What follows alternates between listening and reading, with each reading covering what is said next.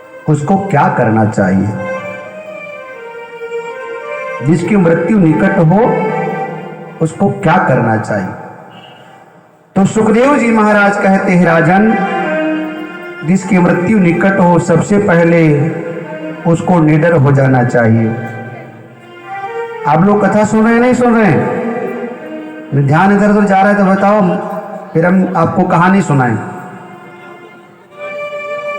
कथा और कहानी में अंतर है, लेकिन हम कहानी नहीं सुनाते, कथा सुनाते हैं। और ध्यान जा रहा हो तो मैं कहानी सुनाऊं सासू बहू की, लेकिन ध्यान थोड़ा भगवान की तरफ रखो, अच्छा रहेगा। क्योंकि ध्यान भटक जाएगा तो गड़बड़ हो जाएगा। सावधानी हटी तो दुर्घटना घटी। तो जिसको श्राप मिला हो, जिसकी मृत्यु निकट हो, सर पर मंडरा रही हो, उसको क्या करना चाहिए? अच्छा, मैं फिर आपको बताऊं कि केवल परीक्षित की बात नहीं, हम लोग सब परीक्षित हैं और मृत्यु हम सबके सर पे मंडरा रही है। कब आ जाए कुछ पता नहीं।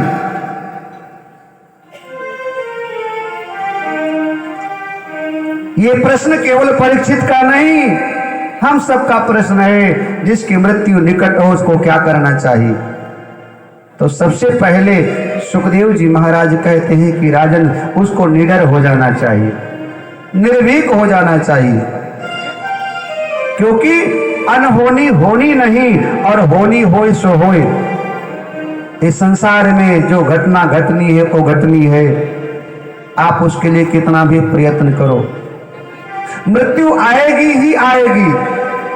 वो चाहे आज आ जाए, चाहे 10 साल के बाद आ जाए, चाहे 50 साल के बाद आ जाए, चाहे 100 साल के बाद आ जाए, तो मृत्यु को तो आना ही आना है। तो जो आएगा साहब, उसका तो स्वागत होना चाहिए। उसके लिए क्या उदासी, क्या क्या कष्ट, क्या दुख, क्या परेशानी। भाई कोई मेहमान आ रहा है तो उसका स्वागत करो, क्योंकि आएगा वो, चाहे तुम हंसकर स्वागत करो चाहे रोकर स्वागत करो। तो मृत्यु तो आएगी, जरूर आएगी। इसलिए सुखदेव जी महाराज ये बातें बहुत बड़ी ज्ञान की है। सुखदेव जी महाराज कहते हैं, राजन, मृत्यु जब निकट हो तो सबसे पहले व्यक्ति को निश्चिंत हो जाना चाहिए, निडर हो जाना चाहिए। क्योंकि जो डर गया सो मर गया। निडर हो जाओ। निडर होने से क्या लाभ मिलेगा? निडर हो जाओगे तो आप कुछ कर पाओगे, उपाय कर लोगे। और डर जाओगे साहब तो डर के मारे तो कुछ हो ही नहीं सकता, ना व्रत कर पाओगे, ना पूजा, ना पाठ। जब आप भयभीत हो जाते हो किसी से ना, तो जो व्यक्ति डर जाता है वो तो आधा वैसे ही मर जाता है बिना मारे।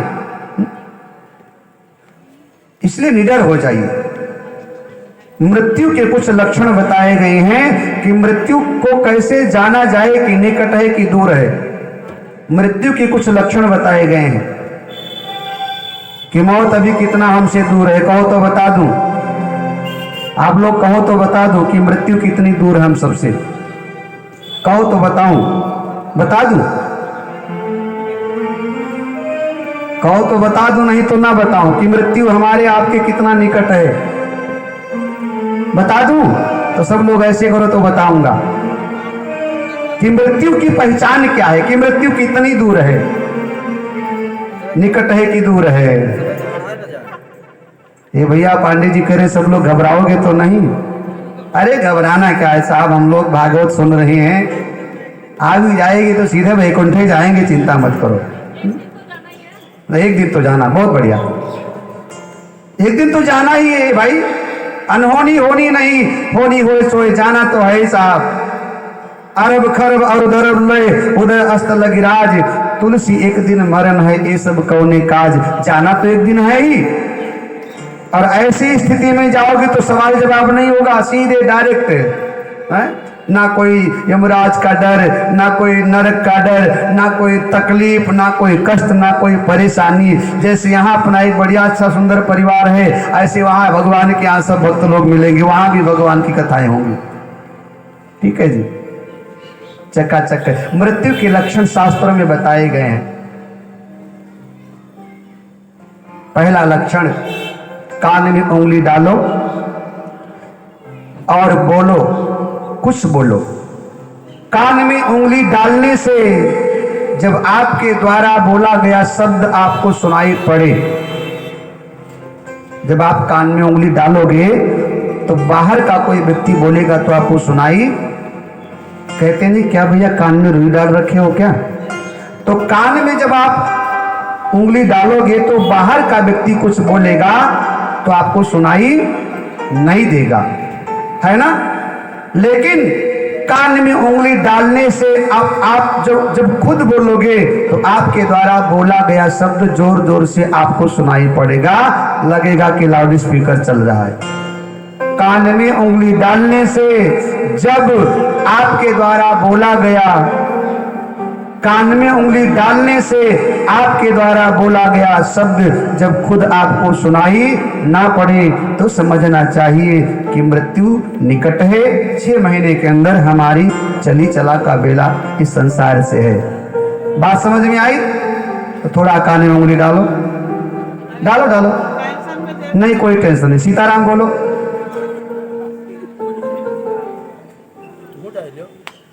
सबको सुनाई पड़ रहा है, सबको सुनाई पड़ रहा है, क्योंकि भगवान कहते हैं कि अभी अगले साल भी यहाँ आपको कथा इन्हीं सबको सुनाना है। ठीक है जी, इसलिए साल भर की तो मैं गारंटी आप सबके ले लेता हूँ। भगवान कह रहे ले लो, कोई बात नहीं। ये मृत्यु का लक्षण है। कान में उंगली डालने से जब आपके द्वारा बोला गया खुद का शब्द आपको सुनाई ना पड़े तो समझना चाहिए कि 6 महीने के अंदर हमारे इस संसार से टिकट कंफर्म हो चुका है। और जब आपको अपनी ये प्रैक्टिस अपने घरों में करते रहना चाहिए, करते रहना, ठीक है। हाँ, करते रहना। इससे क्या होगा कि थोड़ा सा आप लोग सचेत रहोगे। और एक दूसरा उपाय कहो तो बताऊं, एक और उपाय है, बता दूं। जब ध्यान हम लोग लगाते हैं तो समाधि अवस्था में जब हम ध्यान की मुद्रा में होते हैं तो जब हम ध्यान लगाते हैं तो ध्यान के समय हमारा जो नाक का अगला हिस्सा ये वाला, तो ये हमें दिखाई पड़ता है। ठीक है, ध्यान की मुद्रा में आंख ठीक हो तो, आंख कहीं यदि कमजोर हो तो उसकी हम बात नहीं करेंगे। आंख ठीक हो, यदि कोई दिक्कत ना हो, बहुत ज्यादा नंबर का चश्मा उस्मा न लगा हो, तो ध्यान की मुद्रा में जब आप बैठेंगे तो आपको नाक का अगला हिस्सा दिखाई पड़ेगा। या आप सवेरे अपने अपने घरों में प्रैक्टिकल करना। ध्यान लगाने से जब आपको नाक का अगला हिस्सा दिखाई ना पड़े तो इसमें ज्यादा घबराना मत, क्योंकि हो सकता है कुछ लोगों को दिखाई ना पड़े, क्योंकि वृद्धावस्था में अक्सर में चश्मा वगैरह लग जाया करता तो वैसे भी दिखता कम है, तो इसमें कोई ज्यादा बात नहीं है। लेकिन आप स्वस्थ हैं, आप स्वस्थ हैं और ध्यान लगाते हैं। ध्यान की मुद्रा में जब आप होते हैं और आपको नाक का अगला हिस्सा न दिखाई पड़े तो समझना चाहिए कि टिकट कंफर्म हो चुका है। ऐसी स्थिति में हमें आपको क्या करना चाहिए? बिल्कुल घबराना है, निडर हो जाना चाहिए, निर्भीक हो जाना चाहिए। और क्या करना चाहिए कि हमें आपको सबको खूब खूब भगवान का भजन करना चाहिए, खूब चिंतन करना चाहिए। घर में तुलसी का वृक्ष लगाओ, 40 ग्राम भगवान की सेवा करो, तुलसी की सेवा करो, गाय की सेवा करो, साधु ब्राह्मण की सेवा करो, अतिथियों का सेवा करो, रामचरितमानस का पाठ करो, श्रीमद् भागवत गीता, भागवत कथा आदि पुराणों की चर्चा सुनो और करो। जीवन को राममय बना लो। जब मृत्यु निकट हो तो जीवन में ईश्वर को सर्वोच्च स्थान प्रदान करो, खूब दान करो, खूब पुण्य कमाओ, खूब सत्कर्म करो, खूब लोगों से प्रेम से व्यवहार बनाओ, प्रेम से रहो। जो भी मिले उसको राधे राधे, सीताराम, राधे श्याम आदि आदि, मतलब अच्छे अच्छे कर्म करते रहना चाहिए।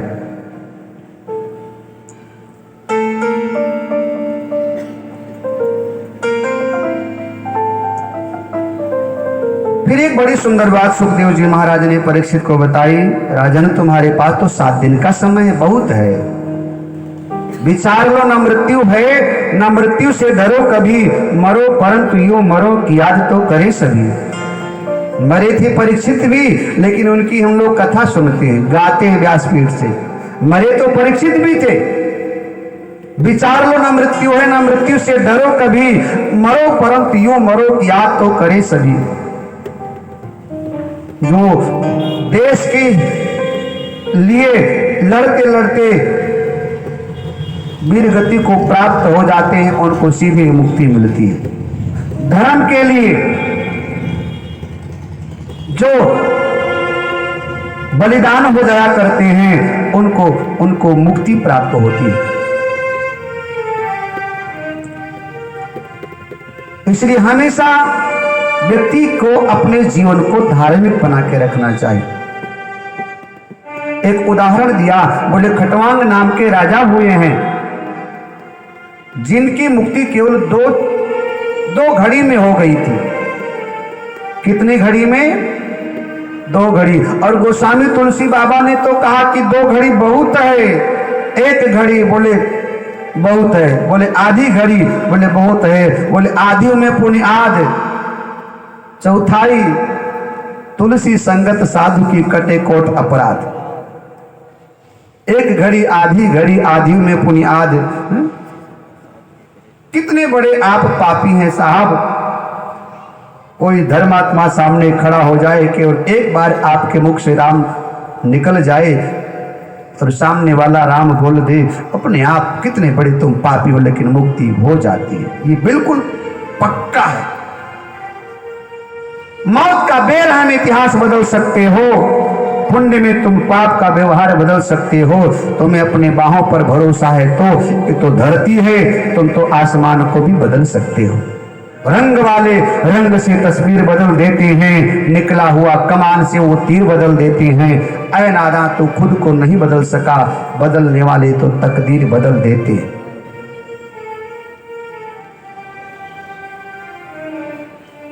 इस संसार में ऐसा कोई पाप बना ही नहीं कि जो भगवान के नाम के सामने सर उठाकर खड़ा हो जाए। कोई पाप नहीं बना। एक चिनगारी धधक कर अंगार बनती है, एक टहनी एक दिन पतवार बनती है। पैरों के तले रौंदी गई बेबस समझकर वही मिट्टी एक दिन मीनार बनती है। पाप कितना भी बड़ा हो, लेकिन भगवान के नाम के सामने वो तत्काल नष्ट हो जाता। उदाहरण दिया, जैसे कोई बहुत बड़ी रुई की ढेर हो, बहुत बड़ी रुई की ढेर हो, और उस रुई की ढेर को नष्ट करने के लिए एक चिनगारी काफी है। एक चिनगारी उस रुई के ढेर को नष्ट करने के लिए, पहाड़ जितना बड़ा रुई का ढेर हो, उसको नष्ट करने के लिए पहाड़ जितना बड़ा आग नहीं चाहिए साहब, एक चिनगारी चाहिए। एक चिनगारी धधक कर अंगार बनती है। किसी बहुत बड़े नगर को जलाने के लिए उतना बड़ा आग का अंगारा नहीं चाहिए, बस एक माचिस की तिल्ली लो और पूरा नगर साहब उससे राख हो जाएगा जलकर। ऐसे ही जीवन में कितना बड़ा पाप क्यों ना हो, लेकिन भगवान का जब नाम आपके मुख से निकलता है तो आपका सारा पाप समूल नष्ट हो जाया करता है। खटवांग नाम के राजा का इतिहास सुनाया। बोले खटवांग नाम के राजा हुए हैं, देवासुर संग्राम में उन्होंने देवताओं के तरफ से युद्ध किया, देवता विजयी हुए। खटवांग से देवताओं ने कहा वरदान मांगो, तो राजा खटवांग ने पूछा बताओ हमारे शेष आयु कितनी है। देवताओं ने कहा मात्र दो घड़ी तुम्हारी आयु बची। राजा खटवांग ने कहा 1 घड़ी में मुझे अयोध्या भेजो। 1 घड़ी में देवताओं की प्रेरणा से माया से अयोध्या पहुंचे। 1 घड़ी शेष रही, सरजू में डुबकी लगाया और भगवान के धाम को चले गए। 2 घड़ी में, 1 घड़ी आधी घड़ी साधियों में पुनि आध, तुलसी संगत साधु की कटे कोट अपराध। सुखदेव जी महाराज ने कहा, राजन, मृत्यु निकट हो तो व्यक्ति को इंद्रियों को अपने बस में कर लेना चाहिए। विषयों से मन को हटाओ, श्वास को जीत लो, आसन को जीत लो, संग को जीत लो, गलत संगति में मत पड़ो, इधर उधर बेकार की बातें मत करो, व्यर्थ में मत भ्रमण करो, भगवान का चिंतन करो, भगवान का ध्यान करो, भगवान का भजन करो। संसार से मन को मोड़ लो। हमें चिंता नहीं उनकी, लेकिन उन्हें चिंता हमारी है। हमें चिंता नहीं उनकी, लेकिन उन्हें चिंता हमारी है। हमारे जीवन की नौका के रक्षक स्वयं सुदर्शन चक्रधारी। राजा परीक्षित को निडर बना दिया सुखदेव जी महाराज ने।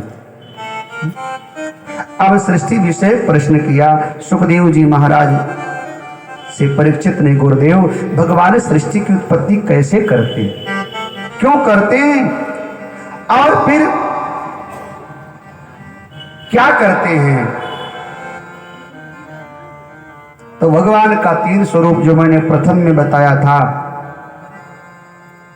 वो ब्रह्मा बनकर सृष्टि की रचना करते हैं, विष्णु बनकर पालन करते हैं, शिव बनकर संहार करते हैं।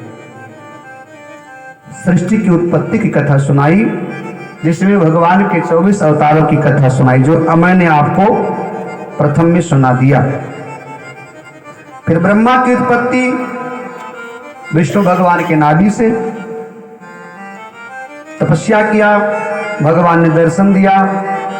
4 श्लोकों में ब्रह्मा जी भगवान की स्तुति करते हैं। वही 4 श्लोक भागवत बनी, जो भागवत है भगवान की स्तुति है। फिर 10 प्रकार की सृष्टि की बात सुखदेव जी महाराज परीक्षित को बताते हैं।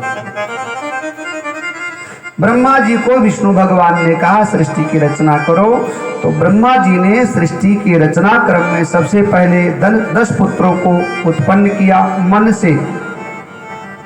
से मरीचि, नेत्र से अत्रि, मुख से अंगिरा, अंगूठे से दक्ष, प्राण से वशिष्ठ, त्वचा से भृगु, हाथ से क्रतु, नाभि से पुलह, कान से पुलत्स्य। और ब्रह्मा जी ये कथा नारद जी महाराज को भी सुना रहे हैं, इसलिए ब्रह्मा जी ने कहा कि हे नारद, मेरी गोदी से आपका जन्म हुआ। फिर दाएं स्तन से धर्म, पीठ से अधर्म और बाएं स्तन से मृत्यु का जन्म होता है। हृदय से काम, भौहों से क्रोध, होठों से लोभ, मुख से सरस्वती, छाया से करदम मुनि। और इस प्रकार ब्रह्मा जी सृष्टि की रचना को आगे बढ़ाते, लेकिन सृष्टि जब नहीं बढ़ी तो ब्रह्मा जी विष्णु भगवान के पास गए और विष्णु भगवान ब्रह्मा जी के मनोरथ को समझ करके उनको एक अलग प्रकार से दर्शन दिया। भगवान शिव के माध्यम से अर्धनारीश्वर भगवान शिव के रूप में यहाँ भगवान विष्णु का चिंतन करते करते ब्रह्मा जी ने खुद को 2 भागों में विभक्त कर दिया। दाहिने से पुरुष, बाएं से स्त्री, नाम पड़ा मनु और शत्रुपा। ब्रह्मा जी की सृष्टि क्रम में अस्थावर, जंगम, लता, वृक्ष, गुल्म, पृथ्वी, पर्वत, पहाड़, आकाश, पाताल, नदी, नाले, दिन रात, ये सब ब्रह्मा जी की कृति हैं। फिर महाराज मनु और शत्रुपा, इनका विवाह होता है। इनके आगे चलकर 5 संतानों का जन्म होता है, जिसमें 3 कन्याएं हैं और 2 पुत्र हैं। पुत्रों का नाम उत्तानपाद और प्रियव्रत है, कन्याओं का नाम देवहूति, आकुति और प्रसूति है।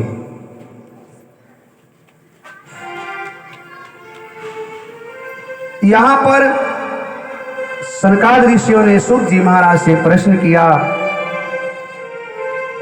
कि गुरुदेव,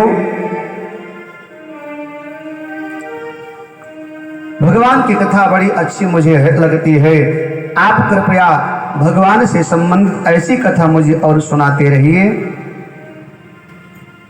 भगवान ने इस सृष्टि में आकर के किस प्रकार से लीला किया,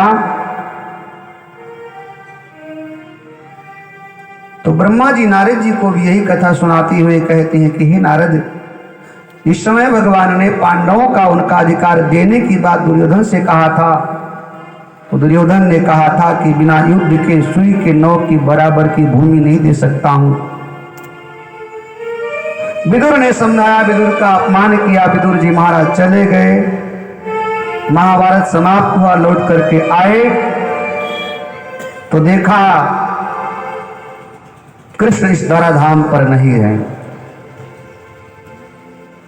कौरवों का विनाश हुआ तो हुआ, लेकिन कृष्ण भी इस धराधाम से चले गए, पांडव भी चले गए। विदुर जी महाराज भगवान कृष्ण के बड़े भक्त हुए। आज धराधाम से उन्होंने देखा भगवान नहीं है, तो विदुर जी महाराज रोने लगे और उस दिन को याद करने लगे जब भगवान विदुर के यहाँ विदुरानी के हाथों से छिलका खाया था। भगवान कितने कितने प्रेमी हैं, कितने दयालु हैं परमात्मा, कितने भोले भाले हैं कि विदुरानी भाव में विह्वल होकर के कृष्ण को गोदे की जगह छिलका खिला दिया, तो कृष्ण छिलके को भी खा गए। मैं रो पड़ता हूं जब गुजरा जमाना याद आता। विदुर जी महाराज रोने लगे। आज हम सबको छोड़कर कृष्ण चले गए, ब्रज में गए, शायद कहीं कृष्ण का दीदार हो जाए, लेकिन वहां भी कृष्ण नहीं मिले। यमुना तट पर गए जहां कभी कृष्ण ने गोपियों संग रास रचाया था, परंतु वहां भी कृष्ण नहीं मिले। हाँ, कृष्ण तो नहीं मिले, परंतु कृष्ण के प्रिय सखाओं में एक श्री उद्धव जी महाराज यमुना के तट पर बैठे और कृष्ण के वियोग में संतप्त हैं, बड़े दुखी हैं। विदुर जी महाराज ने उद्धव जी को देखा, जा करके उद्धव से भेंट किया और उद्धव जी को देखकर विदुर जी महाराज के नेत्र में जल भर आए, रोने लगे। प्यारे उद्धव, लगता है हमारी तरह तुम भी बड़े अभागे हो, क्योंकि तुम्हें भी कृष्ण छोड़ करके और स्वधाम को चले गए। उद्धव जी महाराज भावुक हुए और उन्होंने कहा कि नहीं विदुर, तुम अभागे नहीं, तुम तो बड़े पुण्यात्मा हो, तुम तो वास्तव में महात्मा हो, तुम जैसा भाग्यशाली इस पृथ्वी पर और कौन हो सकता है। विदुर जी महाराज ने कहा, मैं कैसा भाग्यशाली, मुझे भी छोड़कर कृष्ण स्वधाम चले गए। क्या जाते समय कृष्ण ने मेरे विषय में कुछ कहा था? उद्धव जी महाराज कहते हैं, बिल्कुल, जाते समय कृष्ण ने और किसी की चर्चा नहीं किया, लेकिन प्यारे विदुर, वो तुम्हें जरूर याद कर रहे थे। जाते समय और किसी की चर्चा नहीं, लेकिन तुम्हारी चर्चा करके वो कह रहे थे कि मेरे ना रहने पर मेरा एक दीवाना आएगा, मेरा एक वियोगी आएगा, नाम होगा विदुर, जो शायद मेरे बिना जी ना पाए। तब हे उद्धव, तुम उसको भागवत कथा सुनाना और भागवत सुना करके सांत्वना देना और कहना कि मैं कहीं गया नहीं हूं, मेरा दर्शन करना है तो भागवत में मैं मिलूंगा। प्यारे विदुर, तुम तो बड़े भाग्यशाली हो, जाते समय भगवान ने तुम्हें याद किया था और कहा था कि भागवत में कहना मेरा दर्शन करेंगे। अंतिम समय कृष्ण ने मुझे याद किया था। ये सुनकर के उद्धव जी महाराज के सामने विदुर जी रोने लगे। और भाव में विह्वल होकर अचेत हो गए। राम राम तो सब कहें ठग ठाकुर और चोर, लेकिन बिना प्रेम रिझत नहीं नटवर नंद किशोर।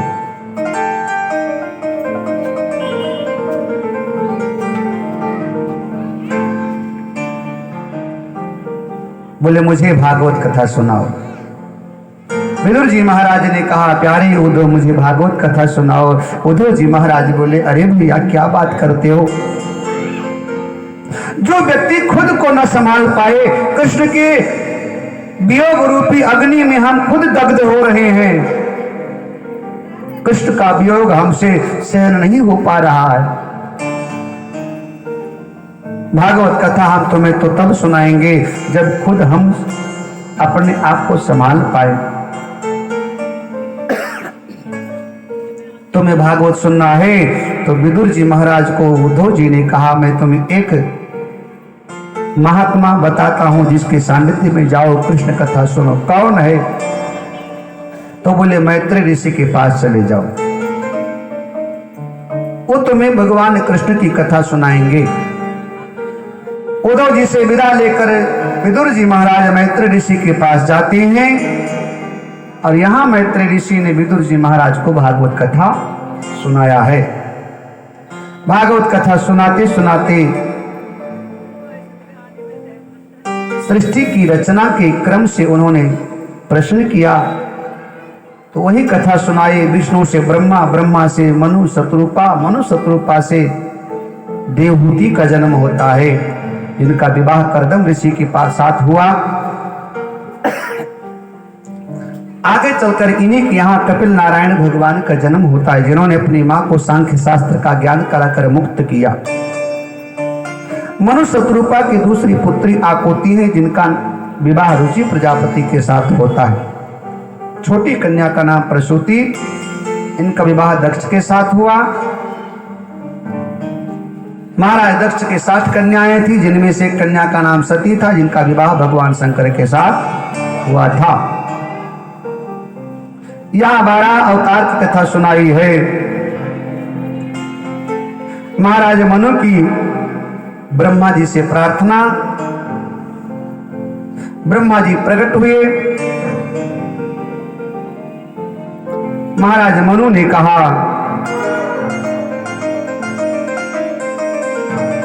कि भगवान से कहो कि दैत्य इस सृष्टि पे पनपने लगे हैं, उनके विनाश का कोई उपाय करें। हुआ यूं कि ब्रह्मा जी सृष्टि की रचना कर रहे थे, उसी समय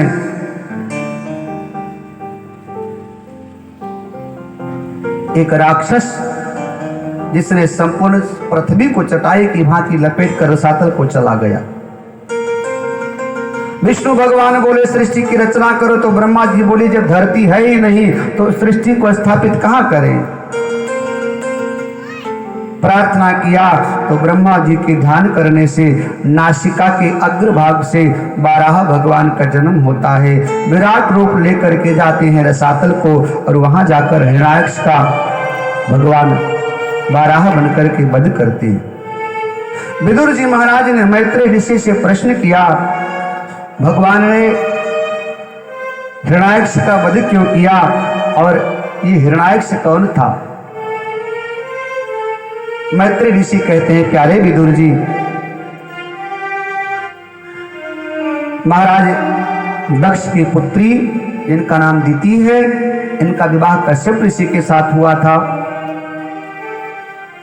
एक समय महारानी दीति कश्यप ऋषि के पास सायंकाल की बेला में गई, संतान की इच्छा सामने रखा तो कश्यप ऋषि ने कहा देवी संध्या काल का समय है, ये भोग का समय नहीं योग का समय है। संध्या काल के समय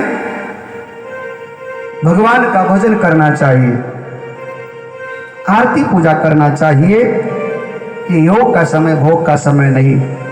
परंतु दीति अपने उस वेग को नहीं रोक पाई और कश्यप ऋषि को उन्होंने मजबूर किया। परिणाम ये हुआ कि संध्या का समय जो था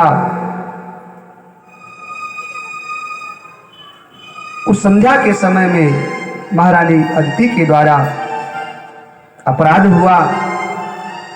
कश्यप ऋषि को जब इसका भान हुआ तो उन्होंने श्राप दे दिया, देवी तुमने समय का भान नहीं रखा, इसलिए जाओ, तुम्हारे गर्भ से राक्षस का जन्म होगा। क्योंकि तुम्हारा जो व्यवहार था राक्षसों जैसे था, अनुचित समय में तुमने अनुचित कदम उठाया, इसलिए ये अनुचित तुम्हारे लिए अनुचित ही होगा। रोने लगी, मेरे गर्भ से राक्षस होंगे, मुझे बड़ा डर लगता है राक्षसों से, उनका उद्धार कैसे होगा? बोले विष्णु भगवान के हाथों से मारे जाएंगे, राक्षस होंगे, ये तो चिंता का विषय था ही, लेकिन जब ये सुना कि भगवान के हाथों मारे जाएंगे तो और चिंता सताने लगी। क्योंकि बेटा कैसा भी हो, बेटा बेटा होता है, बेटा कैसा भी हो, बेटा बेटा होता है। रोने लगी, इस पाप से मुक्ति कब मिलेगी? बोले तुम्हारे 2 संतान राक्षस होंगे, परंतु उनका जो पुत्र होगा वो भगवान का भक्त होगा, इसलिए तुम्हारे पौत्र के माध्यम से तुम्हारे राक्षस खानदान का भी नाम रोशन होता रहेगा। श्राप दिया। एक समय भगवान विष्णु का दर्शन करने के लिए सनक सनंदन सनातन और सनत कुमार वैकुंठ हो गए। तो आप भगवान के 2 द्वारपाल हैं, जय और विजय। बोले भैया भगवान का दर्शन करना है, तो आज जय विजय को अभिमान आ गया था। उन्होंने कहा रोज रोज भगवान का दर्शन करते हो, क्या मिलता है? आज मेरा ही दर्शन कर लो। आज भगवान का आदेश है, यहां कोई आ नहीं सकता है, मेरा दर्शन कर लो। सनकादिक ऋषियों ने विचार किया, यदि इनको दंड नहीं देंगे तो इनका अभिमान और बढ़ जाएगा। इसलिए सनकादिक ऋषियों ने कहा तुम वैकुंठ के दरवाजे पर हो तो सही, परंतु यहाँ रहने लायक नहीं हो। तुम्हारा व्यवहार मृत्यु लोक के साधारण जीवों की तरह है, इसलिए जाओ, हम तुम्हें श्राप देते हैं, राक्षस हो जाओ। डर गए, राक्षस सुन करके चरणों में गिर पड़े। भगवान बाहर आए और भगवान ने कहा मेरे कारण से इन्हें श्राप लगा है, इसलिए इनका उद्धार करने के लिए मैं आऊंगा। महाराज उद्धार कैसे होगा? तो सनकादिक ऋषियों ने कहा यदि ये बैर करेंगे तो 3 जन्म लेना पड़ेगा, और भक्ति करेंगे तो 7 जन्म लेना पड़ेगा। इन्होंने कहा हम तो बैर करेंगे। इनका पतन हुआ, जय और विजय। कालांतर में महारानी दीति के गर्भ में आकर के स्थिर हो जाते हैं। 100 वर्ष तक महारानी दीति के गर्भ में दोनों भाई रहे, 100 वर्ष तक। और जब ये गर्भ में थे ना, तभी सृष्टि में उथल पुथल मच गई थी। 100 वर्ष के बाद इनका जन्म होता है। इन दोनों भाइयों ने मिलकर के विश्व विजय किया, सारी सृष्टि को जीत लिया। किसी को स्वतंत्र नहीं छोड़ा। जब सब जीते गए तो बोला कोई और बचा है? तो नारद जी ने कहा एक व्यक्ति बचा है। बोले कौन? बोले विष्णु है, वो जीते नहीं गए हैं। तो बोले विष्णु कहां मिलेंगे? नारद जी से पूछा विष्णु कहां मिलेंगे? तो नारद जी महाराज ने कहा तुम उन्हें ढूंढ रहे हो, तुम्हें ढूंढ रहे हैं, मिलेंगे जरूर एक दिन। कोई कारण पैदा होगा तुम्हें मिल जाएंगे। तो कारण इन्होंने बनाया, पूरी पृथ्वी को चटाई की भांति लपेट कर हिरणायक से रसातल को चला गया। वरुण देवता से पूछा तुमने कहीं विष्णु को देखा है? बोले विष्णु के विषय में तो नारद को मालूम है। नारद से पूछा तो नारद बाबा ने कहा हाँ, वाराह का रूप धारण करके तुम्हें ढूंढ रहे हैं। दोनों रास्ते में मिलते हैं। भगवान विष्णु वाराह का रूप धारण करके और इधर हिरण्याक्ष युद्ध होता है। भगवान ने हिरण्याक्ष का वध किया और पृथ्वी को लाकर पुनः अपने स्थान पर स्थापित किया। ये पावन कथा सुखदेव जी महाराज ने राजा परीक्षित को श्रवण कराया।